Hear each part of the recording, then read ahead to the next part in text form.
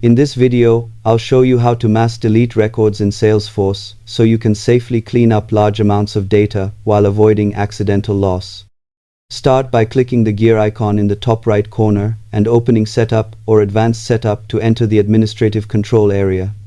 In the Quick Find search box on the left, type Mass Delete Records and select the tool that appears, which gives you bulk deletion options for objects like accounts, leads, contacts, and activities.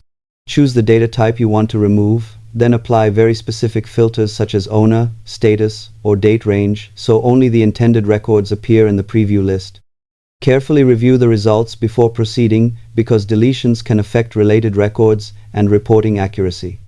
Once you are confident, select the records and confirm delete, remembering that items usually move to the recycle bin for a limited period before becoming permanent.